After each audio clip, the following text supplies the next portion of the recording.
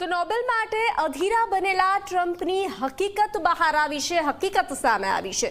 ભારત પાકિસ્તાન યુદ્ધ રોકાવ્યાના સાવ પોકળ દાવા સાબિત થયા છે। નોબેલ માટે જૂઠાણું ફેલાવતા ટ્રમ્પનો પર્દાફાશ થયો છે।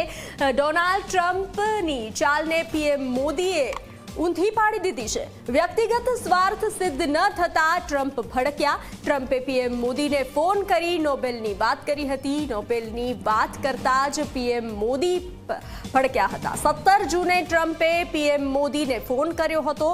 35 મિનિટ સુધી બંને વચ્ચે વાતચીત થઈ હતી।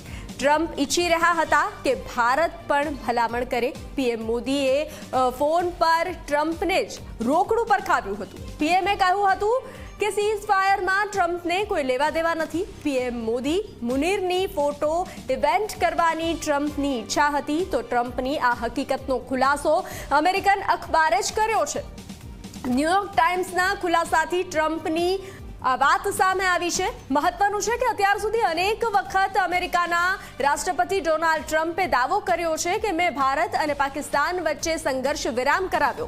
જો કે પ્રધાનમંત્રી નરેન્દ્ર મોદીએ સ્પષ્ટ કહી ચૂક્યા છે કે પાકિસ્તાનની માંગણી પર જ સંઘર્ષ વિરામ કરવામાં આવ્યો। દેશની સંસદમાં પણ પ્રધાનમંત્રીએ કહ્યું હતું કે વિશ્વના કોઈ નેતાના દબાવમાં યુદ્ધ વિરામ નથી થયું। હવે અમેરિકન અખબારે જે દાવો કર્યો છે તેનાથી ટ્રમ્પના જુઠ્ઠાણાનો પર્દાફાશ થઈ ચૂક્યો છે।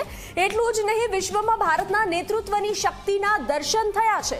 એ પણ સાબિત થયું છે કે ભારત કોઈના પણ દબાણમાં આવી અને કામ નથી કરતું, પોતાની ઈચ્છા મુજબ જ કામ કરે છે। ટ્રમ્પની નોબેલ મેળવવાની ઈચ્છા અધૂરી રહી જાય તેવી સ્થિતિ સર્જાતા જ ટ્રમ્પ હાલ રઘવારાયા થયા છે અને ભારત પર 50% ટેરિફ લગાવ્યો છે।